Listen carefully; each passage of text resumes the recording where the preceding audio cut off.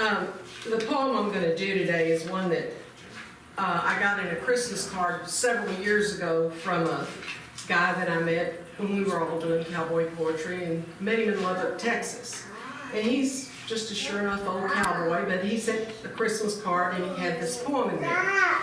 And after I got the poem and read it, I thought, I wish I could have written something like that, but since I didn't, I wonder if he'll let me do it. And so, protocol is, these people that write the poems, if you want to do it, you contact them and say, hey, do you mind if I do that? So I did. And this is the letter he wrote back, because I also asked him, I said, what inspired you to write the poem?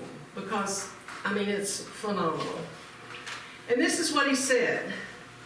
Linda, I would be pleased for you to use Christmas Serenade whenever you like. And as for how it was written, it's pretty much a true story. A tornado had blown through my saddle shop and blew it away in April, so I hired out wherever I could find work. I was taking care of some cattle and had a little first calf heifer that was due to calve any day. I had built a little cross-tie lean-to at the pens and used an old combine wheel for a fire pit. I spent a lot of time out there with those cows, my horse, and my dog.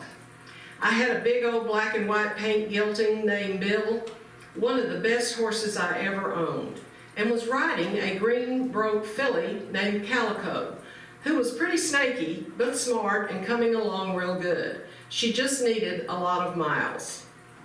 A big blizzard blew in the day before Christmas Eve, and I know that sure as the world, if I left that heifer alone and she couldn't get back to her, she would calve. So I put some food in my coffee pot in my old 1963 Chevy feed pickup and headed to the pens. It was an old 6-cylinder, 4-wheel drive, 3/4 ton step-side pickup that had been brush painted JD green. It would only run about 45 miles per hour top speed, but would climb a house in 4-wheel drive. I had a female Afghan wolfhound named Duchess, who was my constant companion, and usually when I went to feed, she would ride on the back on top of the hay bales with her nose in the wind. I would put the pickup in 4-wheel low and the transmission in granny low, set the throttle, jump out, get on the back with the dog, and feed the hay. The old pickup would drive itself and the cattle would follow. And when I was done feeding, I would run up to the cab and jump back in. I knew that if the snow got deep and I had any trouble, I had either the pickup or old Bill to depend on, and so I wouldn't be stranded. So I headed out to the pens, built a fire, made a pot of cowboy coffee, and put a can of beanie weenies on to cook. It was blowing snow and pretty cold, but I had a good fire going and was ready to stay the night and babysit that little heifer. Duchess snuggled up next to me, trying to mooch a beanie weenie just as the wind laid down at about 9 or 10 o'clock Christmas Eve night. It was the old, hard, cloudless cold that goes clear through you, but the stars were all out and shining bright. The ground was frozen hard and everything crackled when I walked.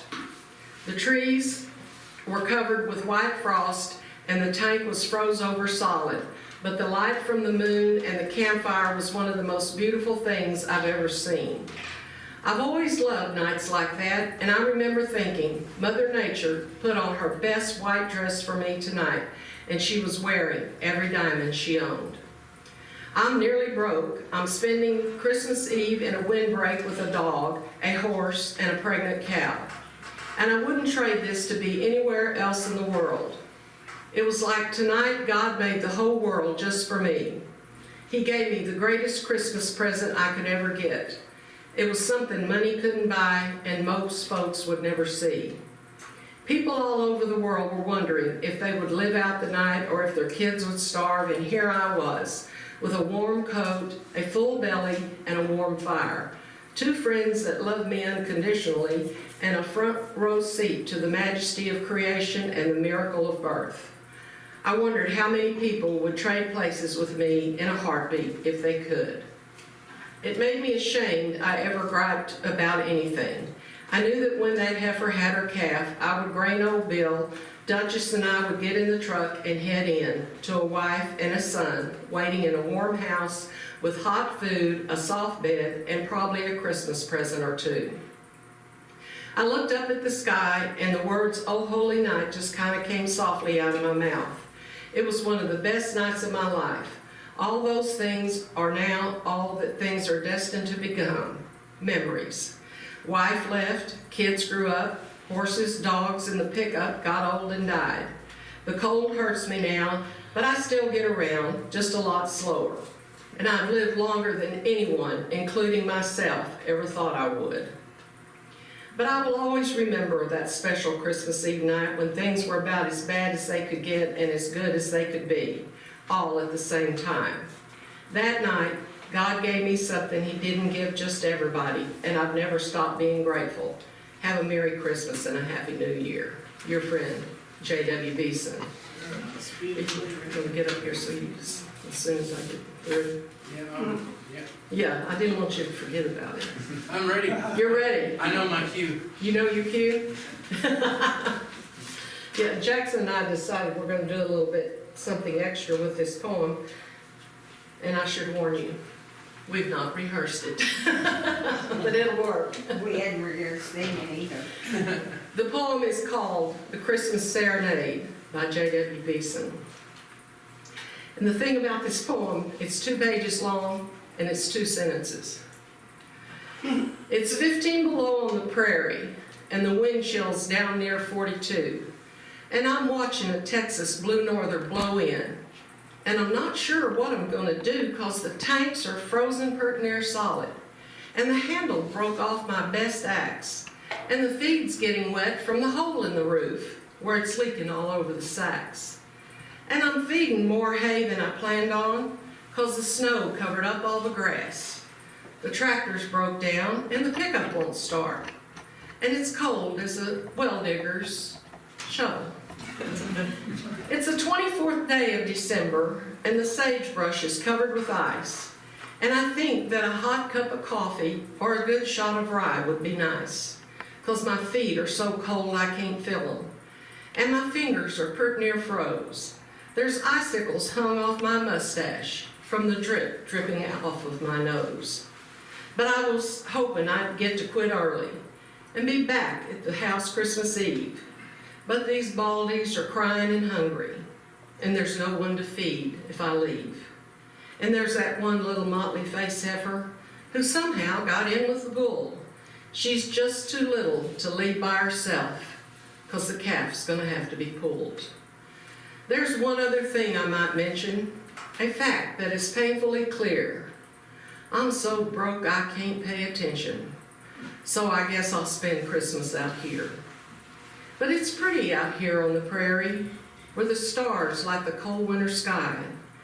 And though I can't remember when things were much worse, I guess I'm still a right lucky guy, 'cause I've got a good woman who'll love me, no matter what time I come home. And my young'un is happy and healthy, though I wish she weren't so near grown. And I've got that new 3-year-old filly, who's better than I ever dreamed. And my old spotted gelding is as good as they come, so things ain't as bad as they seem. For I've got no cause to be ungrateful, and to gripe and complain isn't good, 'cause there's people all over this country who'd trade places with me if they could. So I know that I'll have a good Christmas, in spite of my problems somehow. I'll just watch as this blue Texas norther blows in and sing, "Oh Holy Night," to the cows. Oh, holy night, the stars are shining brightly, the night of our dear Savior's birth. Thank y'all.